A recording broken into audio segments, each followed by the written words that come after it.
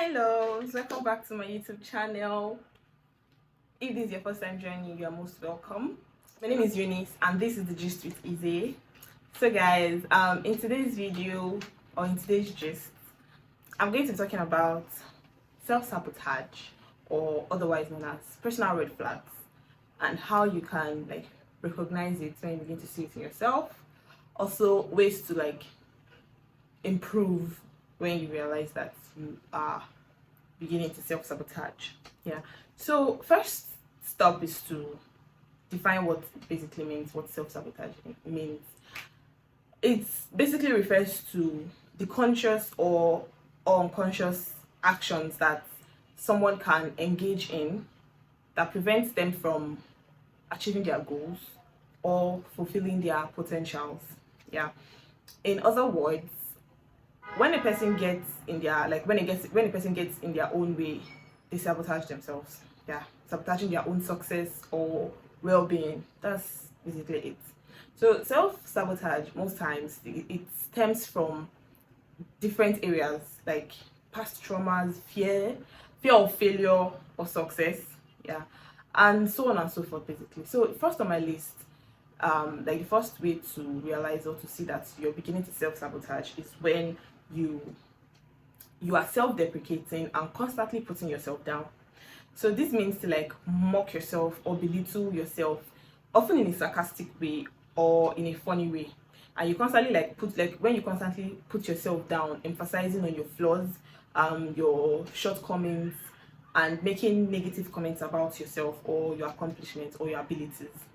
Yeah, and most times people do this from a place of low self-esteem or insecurity, and or basically don't appreciate themselves enough, and it can negatively impact you, not only you but the way people see you. If you find yourself doing any of the things I just mentioned above, there are different ways to help yourself. I'm just going to be listing them. First, I'll recommend you practice self-compassion. Instead of criticizing and judging yourself, you should try to treat yourself with grace, treat yourself with more kindness and understanding. Acknowledge that you make mistake. Really, no one is above that.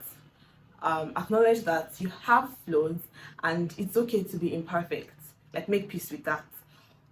Yeah, or you could focus more on your strengths, your instead of your flaws, or you remind yourself of your past success. No matter how minute you might think they are, you should celebrate your achievements. No matter how small you think they are, just celebrate yourself.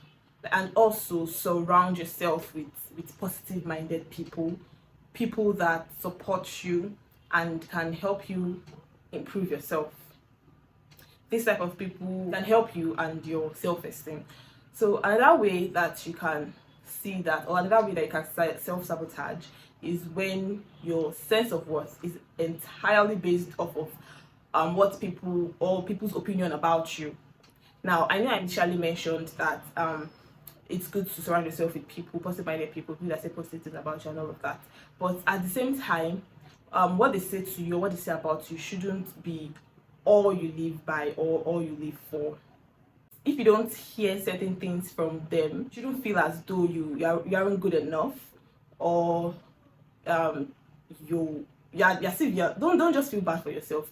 These people should be in your life to help you become better, and not you giving them the power or hold over how you feel or how you see yourself. Yeah, that's not a good thing. So finding your worth from what people say about you can make you vulnerable to criticism, rejection, and manipulation. It may prevent you from pursuing your goals and your dreams. Also, people's opinion about you or people's opinion in general can be fickle, very fickle and subjective. So relying solely on them or on that can to determine your self-worth is very, very unstable and unreliable. So to help yourself out, it's important to develop a healthy sense of self-esteem that's not solely dependent on the external validation of other people, but rooted in your own strengths and values. Third on my list is when you have these high expectations for yourself or standards for yourself, and when you can't meet up with it or you can't keep up with it, you get hard on yourself. You begin to just get hard on yourself. This is you self-sabotaging, and you end up being excessively stressed out. Most times people that do stuff like this, or people that do this, stems from what they see others do, or like, I know this is what this person is doing, so why can't I do it? Well, because it is their reality and not yours. Yeah, that's one. And when you set unrealistic goals for yourself, you may push yourself so hard that you begin to neglect your physical and mental health. And the next thing, you are experiencing major burnout. You can also like experience a sense of failure and disappointment in yourself when you can't live up to those expectations that you set for yourself, which can cause harm, yeah, to your own self-esteem and your confidence. This can also negatively impact your relationship with other people, because people want to drift away from somebody like that. Yeah, it can affect your relationship with others. So to help yourself, if this is what you feel like see in yourself, you set realistic goals for yourself, practice self-compassion and celebrate your achievements. Yeah, this can help you like develop a more balanced approach to life and improve your overall well-being. Yeah, that's it for number 3. So number 4, which is the last on my list, is being hung onto one-sided relationships or friendships. So if you see yourself investing a lot of time, a lot of energy and emotional effort into a relationship where the other person is not reciprocating or investing the same level of effort as you, like you are the one that's always initiating plans, initiating get together, initiating or listening to the other person's problems and finding solutions to them, but when it gets to what you need, or when you need help to something, they don't even lift a finger, then you are in a one-sided friendship or relationship, whatever the case may be. Yeah, because the downside to this is a lot.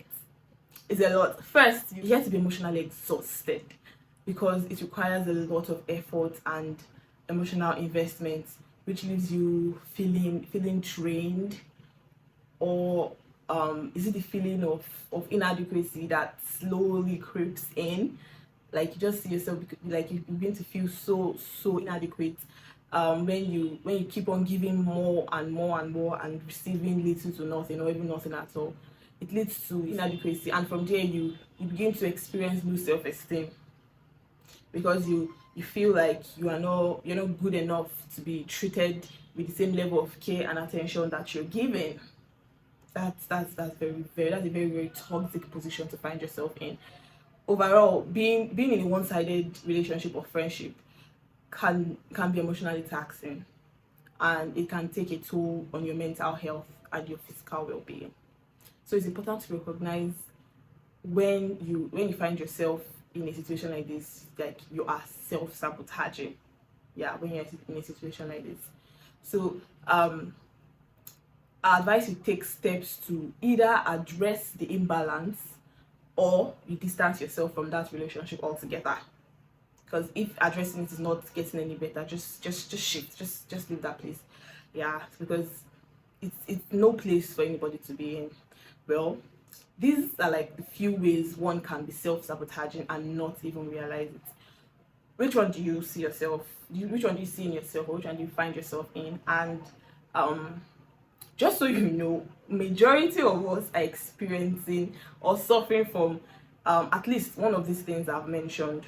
So let me know in the comments which one you see in yourself and how you want to end it, or how you want to address it.